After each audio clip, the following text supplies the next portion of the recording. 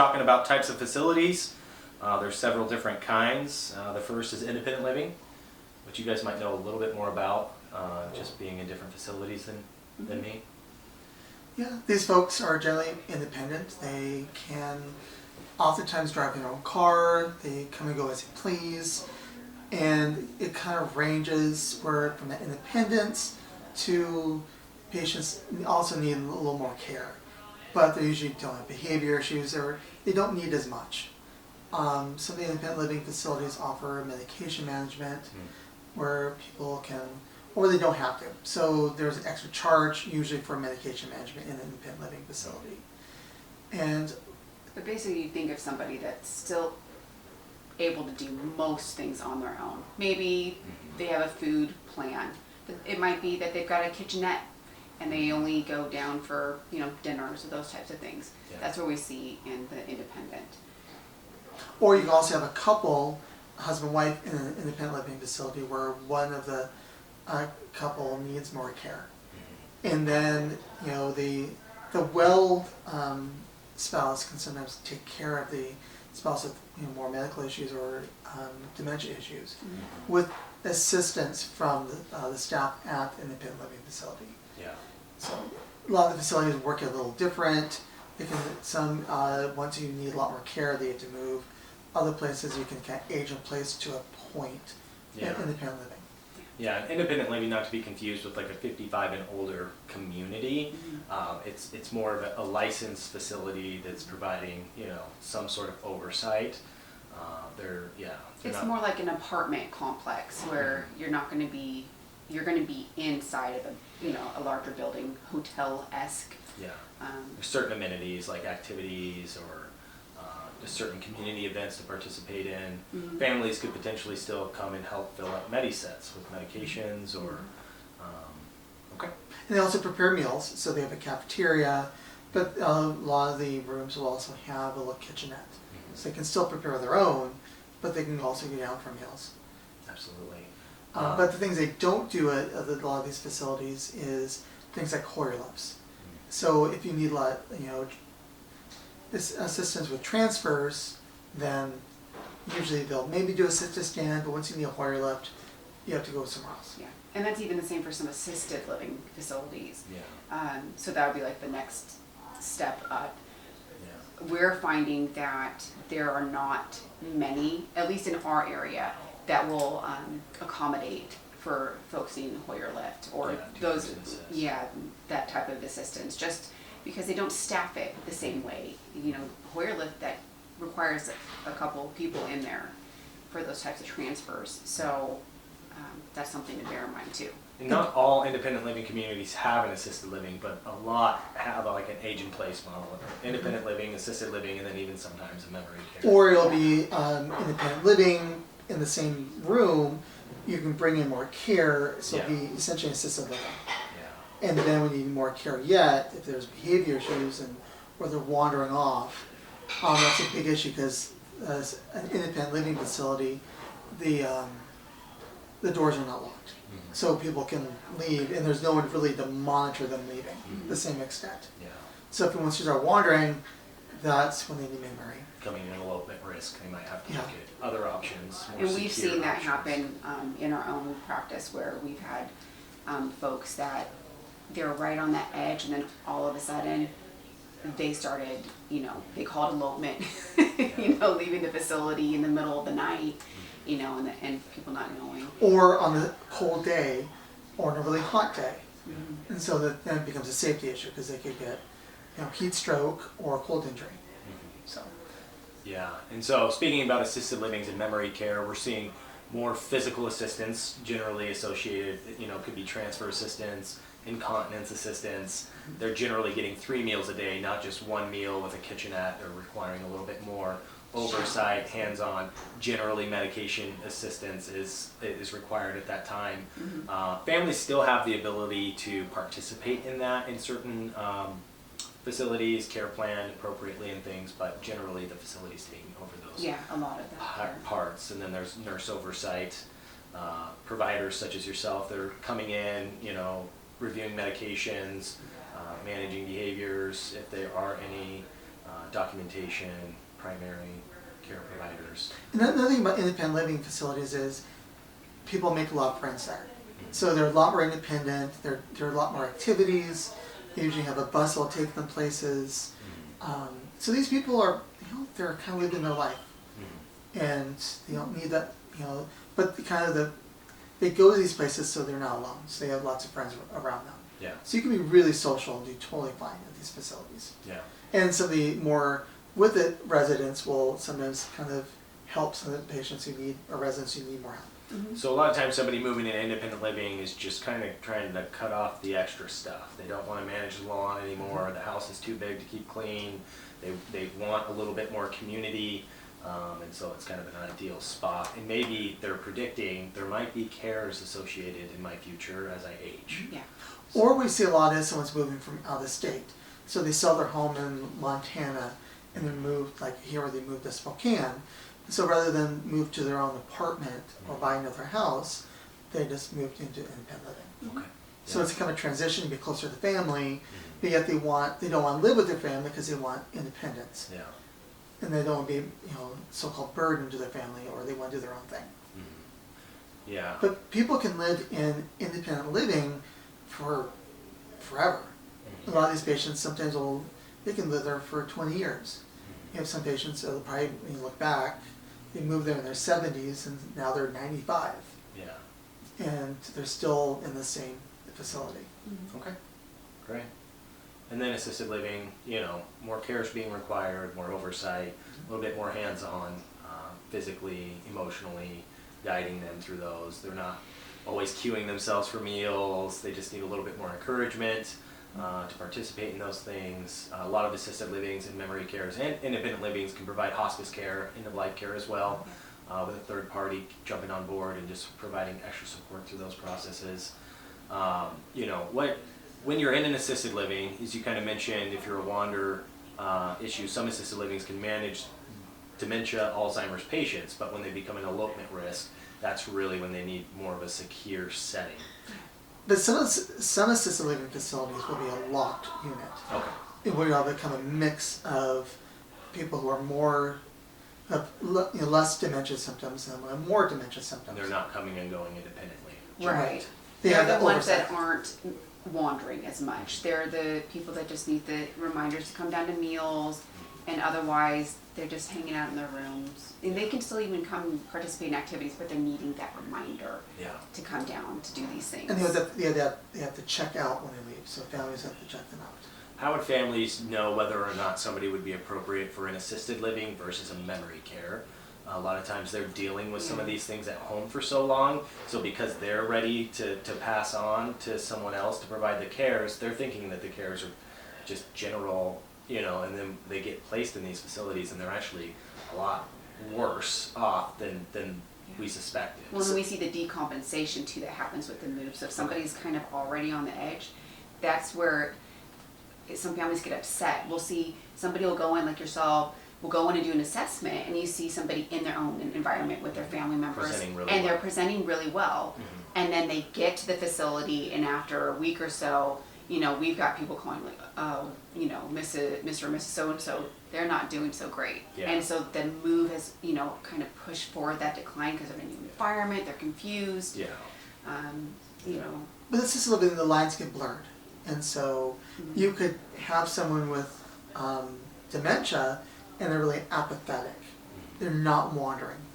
They're not needing the extra care. As far as, making sure they don't hurt themselves or others. Yeah. And they can be totally fine in assisted living.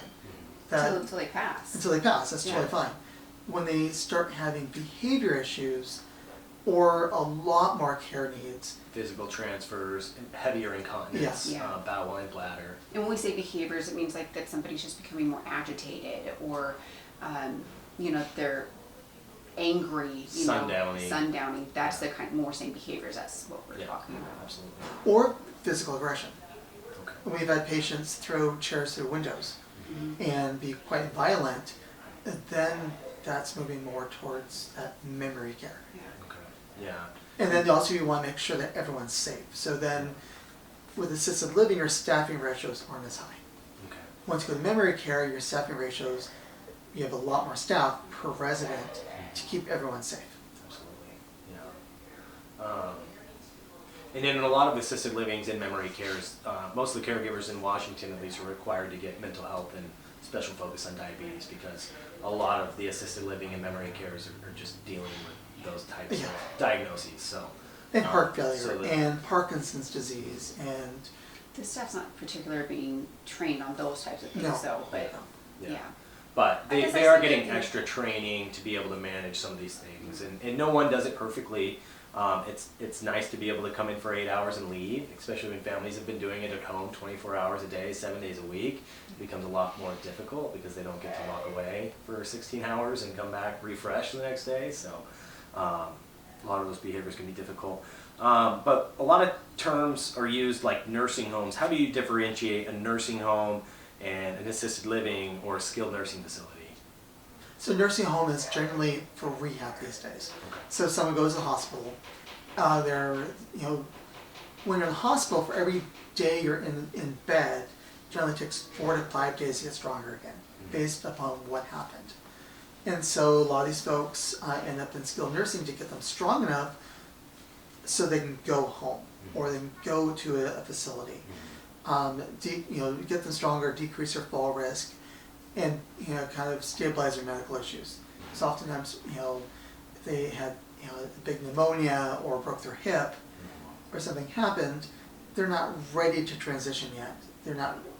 They can't stay in the hospital for a month, but they're not ready, so that skilled nursing is that middle zone where you get them stronger.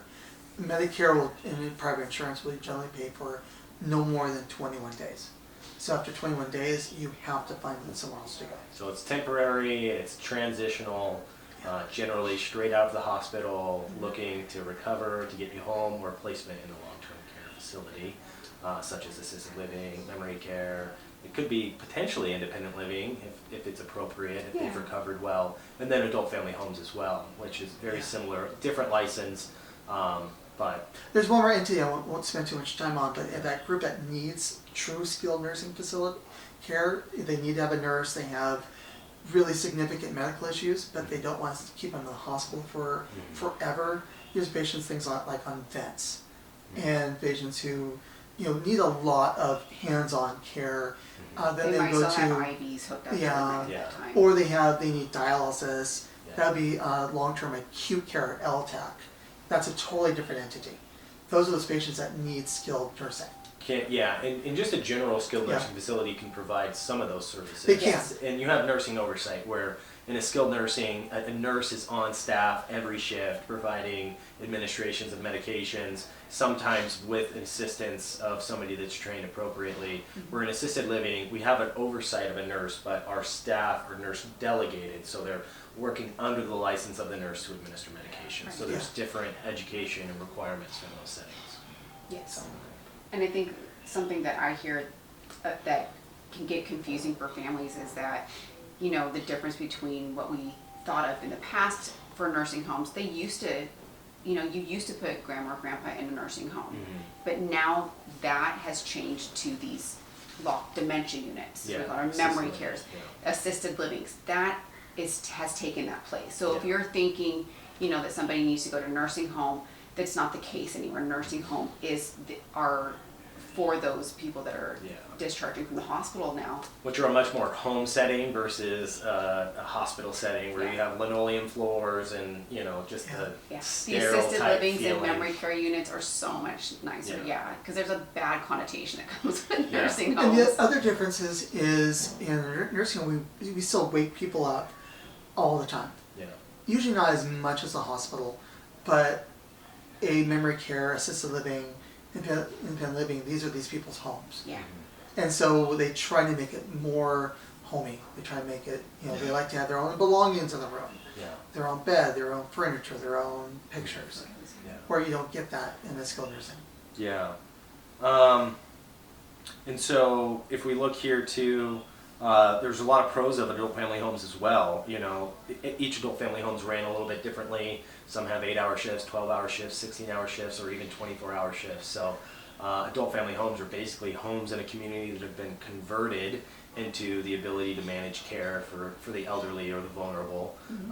And so what are some of the settings that you're seeing and the benefits of those facilities versus other ones? So they're licensed, they have to have a license as well. So the state comes in periodically and evaluates them also. So they're held to a higher standard. It's not just, somebody who's just decided to have somebody come and stay in their extra bedroom. Yeah. So the staff also have to have qualifications in order to administer medications. You're not going to have, typically, unless it's run by somebody in the medical field, it's, a trained person, but not necessarily a nurse. So, but it's that home environment. Yeah. You're literally in a home. And some will run really, really well. Yeah. So there's more, there's more of a spectrum of the type of care they get. Yeah. I mean, some, a couple places people go, they live forever there because they get such good care. Yeah. Sometimes, so adult family homes can they can be more flexible with like dietary issues because they're making the food there for them, so they can kind of change it up individually, where a lot of the facilities can't. Yeah. So there's some pros and cons to adult family homes. One of the cons is they can't take behavioral issues as well. I mean, some can, but they can burn out. Or people up at night. Yeah. Or even somebody that is medically complex. So if it's run by maybe an RN who owns it, they'd probably be able to handle somebody who's a little bit more complex.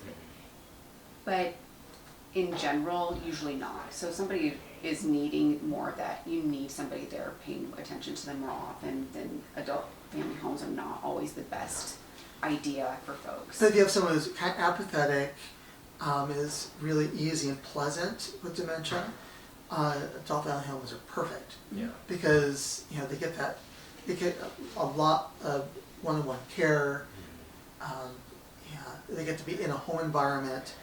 Which sometimes larger facilities or even medium-sized facilities can be just too much stimulation. Yeah. They just need to be in a smaller setting.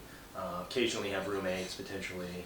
Where we see them fail is someone that is at pacing. So someone who wants to pace around constantly, they need more space. They need a facility where they can actually walk around. Yeah. We've had one patient in particular about 2 years ago who we put in an adult family home and they were trying to escape. They actually did throw a chair through a window, try and get away. We put them into a assisted living and they did great. It's like it was night and day. Yeah.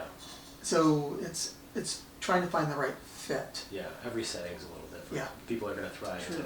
different settings. Yeah. So there's obviously different payer types. A lot of what we're seeing, most assisted livings are going to require private pay. What kind of goes along with that is a long-term care insurance policy. So not to be confused with Medicare or Blue Cross, it's specifically a policy that you took out in advance that would potentially cover some of the costs associated with your stay. And then there's Medicaid. There's One more not thing a lot. about long-term care insurance though, oftentimes they don't cover adult family homes. Okay. And so then if you have long-term care, sometimes you're committed to a facility. It's important to know what's in your policy, what Yes. the requirements are, nursing oversight, or what type of 24-hour awake care. There's certain terms in the policy. Yeah, we see some people that are not able to use their long-term care insurance until they're actually in like a memory care. Yeah. That's when they're allowed to use it. If they're at a regular, assisted living, they're not requiring help as much, it's not going to be covered, and that can be frustrating. Yeah. Oftentimes they have to be using Hoyer lift or sit-to-stands. They have to have behavior issues. So Incontinence is a huge one too. we've had some families get really frustrated where, grandma is doing, she's running on money and they have this policy they paid for, but we can't get approved because she doesn't have behaviors and her need isn't high enough, so they won't cover it. Yeah. And then, so when we're talking the private long-term care insurance or even potentially Medicaid, those are assisted living facilities, adult family homes, memory care, skilled nursing facilities. Can generally, for those short stays, take just your general Medicare or your Blue Cross insurance. But outside of that, if you're staying there long term, you're paying privately, or even Medicaid generally is covered in those facilities as well. And so Then we look at spin downs, and people are confused by this all the time. Every facility has its own policy on what a spin down is, and what that means is that a potential resident has a certain amount of assets, and then they need to spin those down before they're eligible for Medicaid. And so the state needs to see that there was effort financially put forth for their care potentially, and that they're physically and financially eligible for Medicaid. Now, each facility could be 1 year, 2 years. It's been creeping up closer to 3 years, I'm seeing, or not at all. So some facilities, if you don't have the money to pay privately, they can't provide care after the assets have been spent down. Yeah. So those are important questions to ask facilities as you're touring, finding out what that looks like for your financial setting, and if you're starting to spin down, it's important to know that, hey, maybe they started off in this place that didn't take Medicaid, they got about 2 years left. It'd probably be a good idea to look at somewhere that does take that. A lot of memory cares though, because life expectancy in the memory care can be 12 to 15 months. Mm-hmm. A lot of memory cares will take people without a 2-year spin down. Yeah. They'll take 12 months knowing that that person may not live the full time. Yeah. But they're also taking on the fact there's a contract in place stating Yes. that if they live past that potential life expectancy, that they would retain them on Yes. Medicaid. Yes, Yeah. yeah. But we're seeing a lot are not. A lot of places are not accepting Medicaid at Yeah. this time. Yeah, more and more often. More especially often we're seeing it's newer higher. facilities or facilities that have gotten bought out no longer hold those contracts Yeah. anymore. So that's a really important question. I Yeah. feel like families need to make sure they know is if they will accept Medicaid once it comes to that point. And then fee schedules vary between facilities. So some have point systems, some have tiers, which is a point system that gets you in a tier. That could be 4 levels, it could be 6 levels. It could vary in all sorts of ways. And then just fee sheets that there's a base rate, and then certain cares that are associated with those Yeah. can increase the fees. So every facility is run differently. It's important to ask those questions early on. How are you structuring your fees? What are we expecting cost-wise? Most can give you a low point and then a high point of what to expect to pay. But rates that you're not always expecting are community fees. So it's a one-time non-refundable fee. It could be $2,000, $3,000 that is expected at the time of admission. There could be damage deposits. If you have an animal, then a facility takes animals. There could be extra deposits for that. So those might be some unexpected costs that families need to prepare for. And it's best to go in and be upfront and honest about, or just take the time to think about what cares you're providing, or that this person needs, if you do know. Yeah. Because that's going to give you a better idea initially of how much this is going to cost, because we see folks come in, they don't think they need as much care, they're at the base rate, and 30-day review comes up, and all of a sudden we've got $2,000, $3,000 being tacked on to people that they were not expecting, and that's a At the end of the lot. day, the facility still needs to cover the cost of their employees, food, taxes, licensure, all sorts of things. So when families are looking So- at financials, they need to be looking at worst case scenario, Yeah. not how low can we get it. And if you can get it low, that's great. Yeah. Facilities should be honoring that. But in a case that they do place and now incontinence is becoming an issue, or they had a fall and they're requiring physical assistance for transfers, expect those costs to go up as they decline or progress in the disease process. And then placement, we talked in the last one of when placement's appropriate and things like that.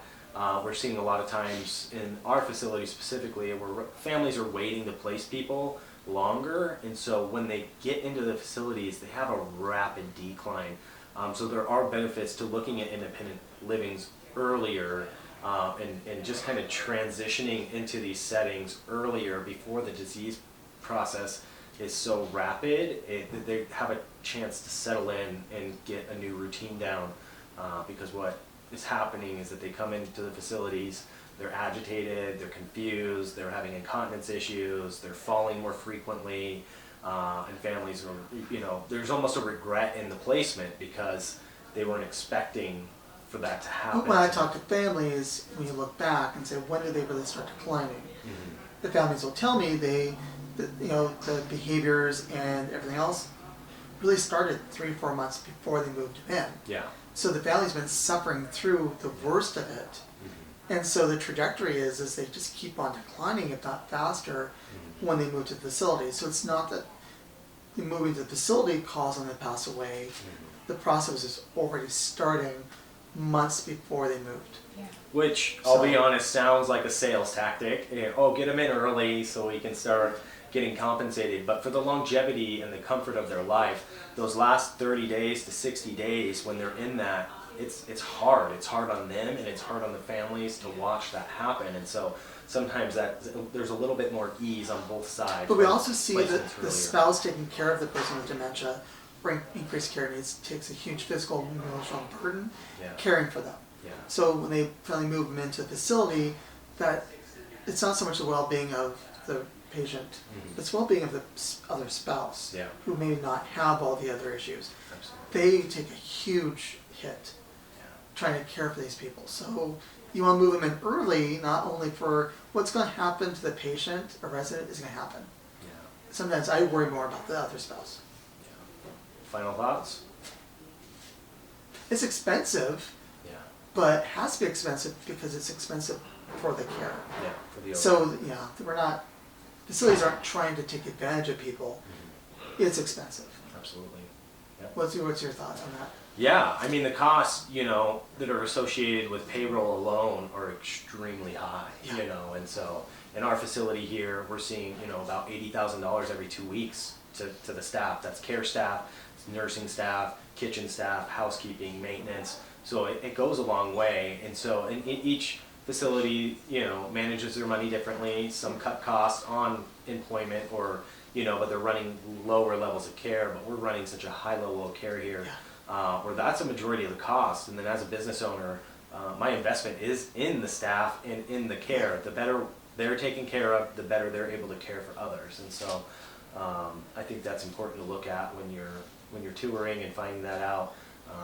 Where is that company spending their money? Are they spending it in the building or new amenities, which can be great in certain settings, or are they spending it on the care? So if you're finding somewhere that's cheap, it's probably not a great place to be. I would just, or expect the cost to go up dramatically Yes. shortly after placement. Yeah. Because you're getting that base rate. Yeah, great.